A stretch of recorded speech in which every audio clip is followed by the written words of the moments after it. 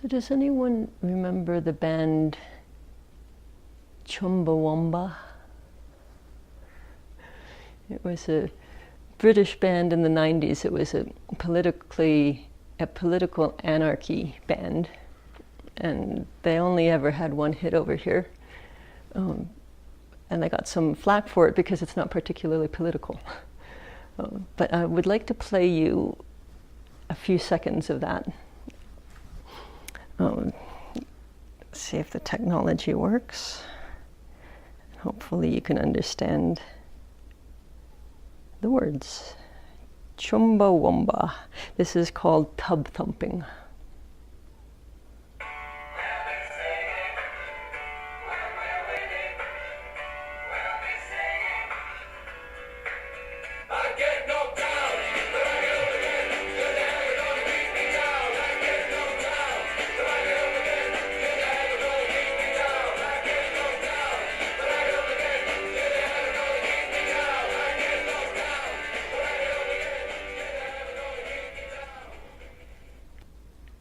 Does that sound familiar?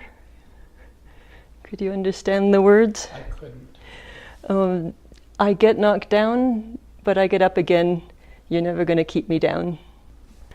That is often my theme song. And that is certainly this guy's theme song. I'll pass him around in a minute, but this is a Daruma doll, which I picked up in Japan about 10 years ago. It's one of the many Japanese good luck charms, and you can find them all over the place. They were first made about 300 years ago, and actually in one particular village that is still the hub of the manufacturing, and they're all handmade. And they were made by farmers who would have them blessed by monks for a good harvest. But it wasn't just luck, it was the hard work of the farmer was essential for the blessing to have any effect. And so it was also a reminder to go out and work hard and do anything that you can to make sure that your harvest is successful. So he was sort of a symbol of resolution and determination. And in fact, he often is decorated with kanji. This guy's a tourist version, and I'm not sure what that says, but often it'll have kanji on it of this common phrase, which is 7 times down, 8 times up. And like all good superstitions about luck, he's based on a real guy who was a monk in the 5th or 6th century, known in Japan as Daruma, and known in Sanskrit and probably to you as Bodhidharma. He's known for having brought Buddhism to China and developing it there, where it's called Chan. And when it came to Japan, it was called Zen. So Daruma, or Bodhidharma, is the founder of Zen and consequently a big dude in Japan. And by the way, if I could pronounce it correctly, you could hear how Daruma sounds like Dharma with a Japanese pronunciation. So Daruma and Bodhidharma, same guy. So here, let me pass him around so you can have a good look at him. Like many famous people that become role models, he has some great superstitions and legends surrounding him. One of them is that he sat for 9 years facing a wall in meditation, absolutely motionless. And his posture was so firm and steadfast that his arms atrophied and his legs atrophied and they fell off. And that's why the Daruma doll has no arms or legs. He's just a torso with a face. And his eyes are very wide because, supposedly, Daruma cut off his eyelids so that he wouldn't fall asleep when he was meditating. So you can see that he was and is a symbol of absolutely going all the way with his practice. Also, by the way, I don't think this one works so well, but the real ones are weighted in such a way that if you push them over, they'll pop back up. So 7 times down, 8 times up.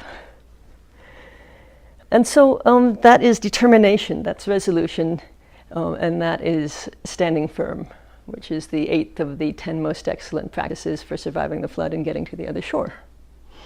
So it's about standing firm in your practice and popping back up when you fall down.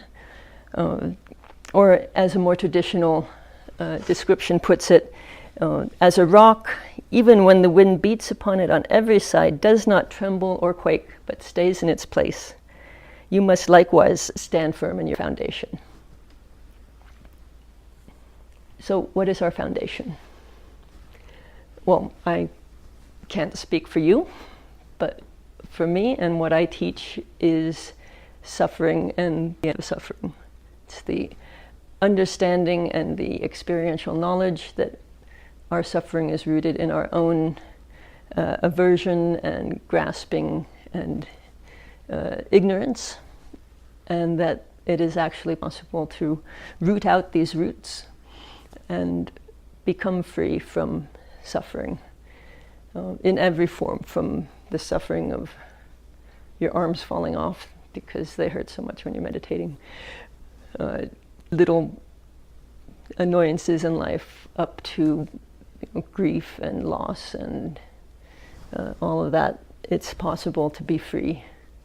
Hopefully that sounds familiar by now, because I talk about it a lot. That's what these practices are for, to help us to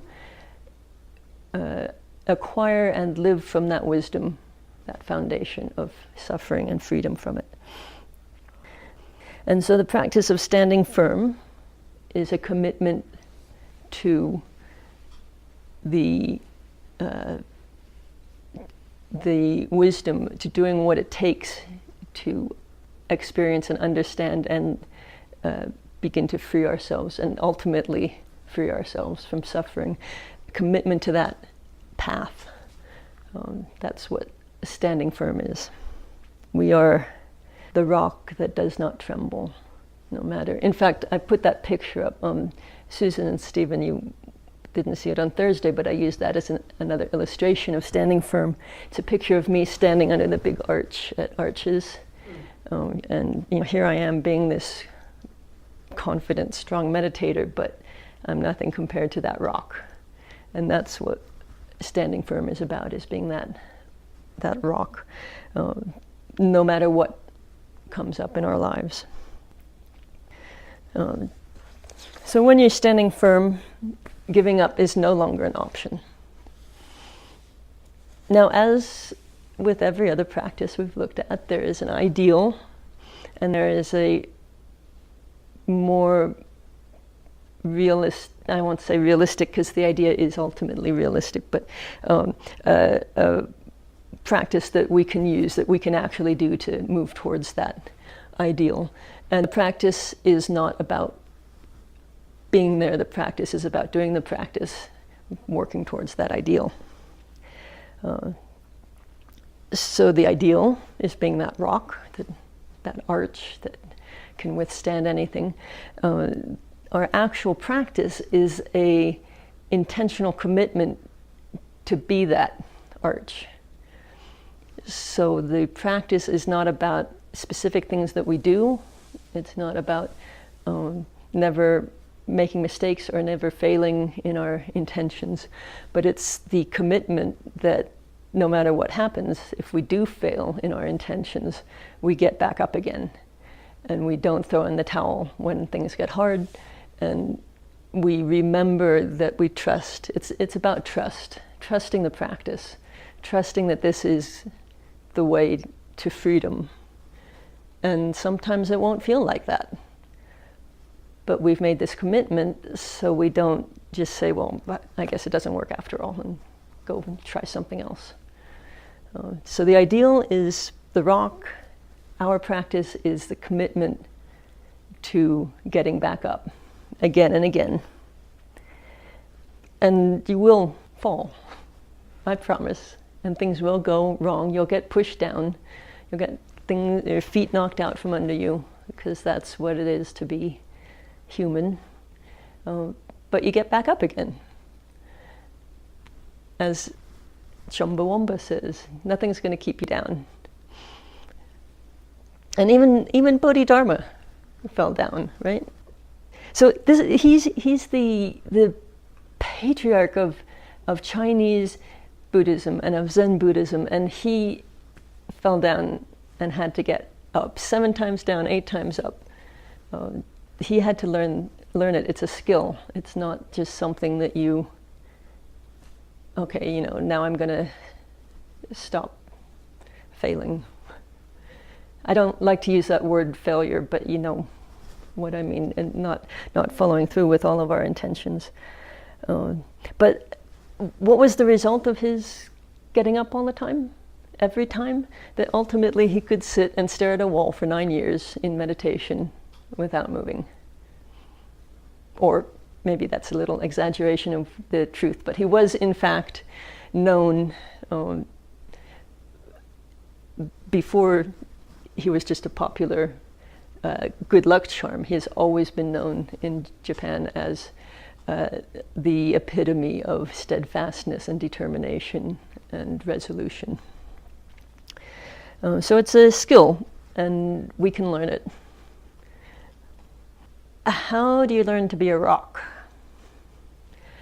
Well, guess what? It's just like all of the other practices that we've looked at. You start small, where you are, with what you can do, and you exercise that muscle. Start with a pebble and build up into a rock. Start with a pebble.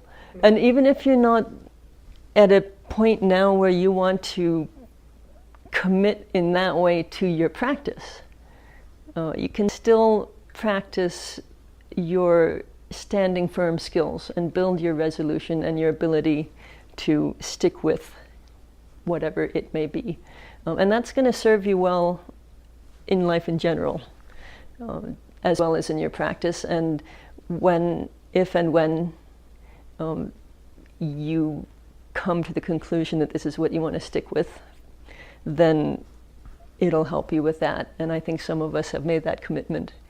And so it's good to continue to exercise the muscle and not just wait for something to happen and see if we can actually stand up against it.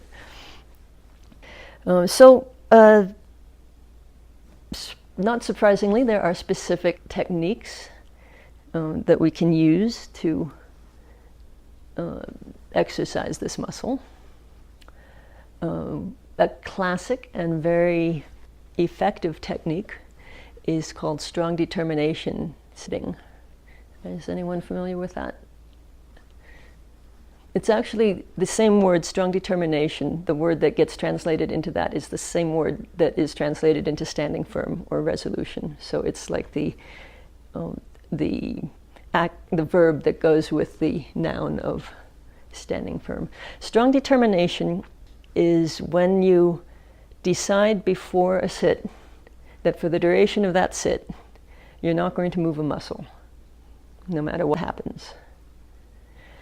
And I think most of us do that to some extent. And if that's what you do and you want to practice and increase the strength of this muscle, then sit longer. And then sit longer. And if you want to do it in the pure traditional sense, you don't move for anything. You don't move to alleviate pain. You don't move if you notice your posture is sagging. You don't sniffle if you've got a cold. You just sit there and observe the pain and observe the desire to move. And you've got snot running down your face and bugs crawling all over your body, and you don't move. Now, that sounds more like an endurance test than a way of learning something. But think again why we started this practice. What is the reason that we're all here is in some way or another to reduce our suffering. So this practice is not about increasing our suffering. It's somehow about reducing our suffering. And what it does is it forces you to have to deal with this. You have to learn how to work with pain and how to work with strong mental urges. You have to gain some equanimity. Because if you don't, it is going to be suffering. And so we're putting yourself in a situation where you really have to learn, but it's a controlled situation, and it's a short, you don't start with an hour or 2 hours, start with what you do now and build it up. And then you're building that ability to stick with it. If you never manage to work with the pain or to find equanimity during that time, at least you are, you're still sticking with it. You're learning how to resist temptation. And sometimes it's going to be like that we have to endure something that perhaps later in our journey we'll be able to work with better, and it will be less suffering for us. But if we're standing firm and we've determined to do something, then we do that. Obviously not to physically harm ourselves. That's always the caveat with anything I say. But that's strong determination practice. It's like you're saying, okay, this is the way to get free, by sitting. Okay, I'm going to sit here until I get free. Damn it, and then you do it. And it's effective. And it's not pleasant most of the time, and sometimes it's very pleasant. But it is something you can do. I'm going to talk actually more about that on Thursday, and ways of doing it that are not so strict and traditional and painful. And for those of you who are not quite ready to sign up for Zen Boot Camp, there are other ways of developing your resolve skills that are gentler and you can do in your daily life. You don't have to be in a monastery to work on. And essentially what you can do is you can turn any decision or intention into a resolution, into an intentional standing firm of whatever that intention is. So you start small with something that you already do, because the purpose of this exercise is to, at least initially, is to get the feel of standing firm. So start with something that is not going to be too difficult to achieve, or maybe something that you already do, like, I'm going to sit every morning for a week. Maybe you usually do that, but sometimes you don't feel like it. Well, now this time for a week, you're going to sit every day regardless of what you feel like. It could be, I'm going to read that book that's been on my bedside table since last Christmas by next Christmas. Could be, I'm going to sign up for a retreat before the end of the year. Or I'm going on a retreat and I'm going to follow all of the rules all of the time, even when no one's watching. Like noble silence, or looking at your phone at night before you go to bed, or whatever. You're going to determine to follow all of the rules, not because they're the rules and someone's telling you to, but because you're making a determination to do this. And that's practice in standing firm. So you choose something that's appropriate to you. For some of us, it's actually, for all of us, it could be something even like we've been talking about previously, generosity or decency. You can sort of work your other practices into it. But you choose something that's doable. And then you make a conscious, intentional decision resolution to do it, which is different from just deciding you're going to do it, right? Because you've been wanting to read that book since last Christmas, and it's still sitting on your bedside table. You didn't decide not to read it. You decided you were going to read it. You just haven't done it yet. Or maybe you decide that you're going to, okay, this is my thing. I'm going to not eat chocolate every night before bed. And then I do that for 3 or 4 days. And then I say, okay, I get it. And then I start eating again. That's a decision. But we're making a resolution, a determination that I am going to do this thing come hell or high water. And when you do that, you notice what that feels like, how it feels different from just saying, I'm going to do this. You're making a commitment to yourself, and you're going to keep yourself accountable. So there's more weight to it when you're resolving to do something. And then when you're in the process of doing this thing, pay attention to what it feels like. If it's indeed something that you do fairly frequently and easily, then it might just be easy to do. And then you can notice the satisfaction that you're doing what you said you were going to do. And then those times when it's not so easy, you just want to stay in bed a little longer or whatever. Notice what that feels like. And before you give in, bring back to mind that resolution you made to yourself. Remind yourself of that arch, that you're going to be this rock. It's only for a week, it's 3 more days I can go without eating chocolate. And see if that reminder affects the challenge at all. And then either continue or don't fulfill your intention.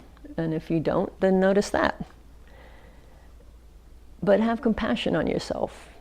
Remember that it's a skill and that we're learning it. And that even Daruma fell down.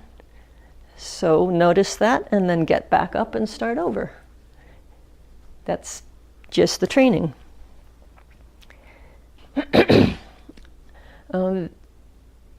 So it's actually a really broad and a practice you can determine yourself, whatever works for you. But make that commitment to be that rock, not just I'm going to try and do this. Up to now, we've been really gentle with ourselves and sort of, what's the word? Like lax, I guess. I've been encouraging you to observe what it feels like, and when with it, whatever the practices are that we're working on. And then if you don't do it, to notice what that feels like. Well, now I'm encouraging you to do it. Don't be lax with yourself. Be compassionate, but don't be don't let yourself get away with it. That's the determination. And now don't think that you have to do this yourself, right? We have many resources, and using skillful means to help is not weak, it's wise. It's often necessary. So ask a friend to keep you accountable, put post-it notes all over the house, join a group that does whatever it is you're doing, whatever it's going to take to help you. Remember that your environment is going to have an effect. If I say I'm not going to eat chocolate for a week and then I fill my fridge with chocolate, it's going to be a lot harder for me than if I give away all my chocolate before I start. So you can plan ahead and create environments that will help you. Just do what's going to help. Now, sometimes in Japan, this Daruma doll is still considered an encouragement for your resolution. And so what you do, do you notice how he has wide eyes but he has no pupils? So what you do is, when you make a resolution, you draw in the left pupil with a marker or a paint or something. And then you put him in a place where you can see him. And he's a constant reminder to you that you've made this resolution. And he's also a reminder to you of the possibility of doing it, of the 7 times down, 8 times up. If you can do this, he's your encouragement. And then when you complete whatever the task is that you've chosen, you fill in the other eye. And then he sits there reminding you that yes, you can do it.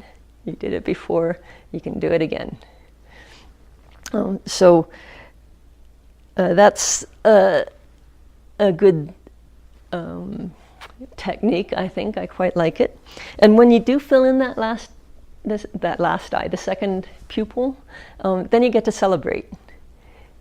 Because we spend a lot of time noticing where we've not come up to our standards or our intentions, but how often do we celebrate? You fill in that other eye and then call your friends over and have a party, or make yourself a nice dinner or whatever it is.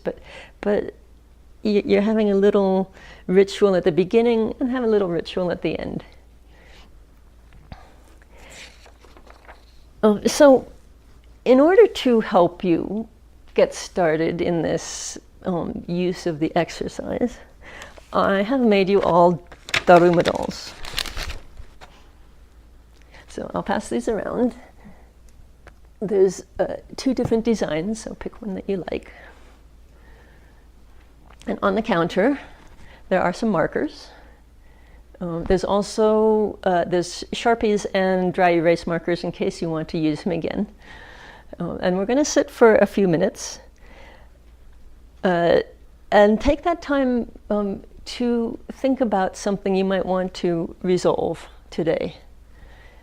Now, it might just be something for today. It might be that you're going to do strong determination for the next sit, which is going to be 45 minutes. Or it might be something that you've been thinking about doing for some time, but haven't quite gotten around to deciding. It could be anything. But again, make sure that it's doable, sort of measurable. There's an end to it, so that you know when to fill in the other eye. And so during a break or walking period, once you've decided what you're going to resolve, then put a pupil into the left eye.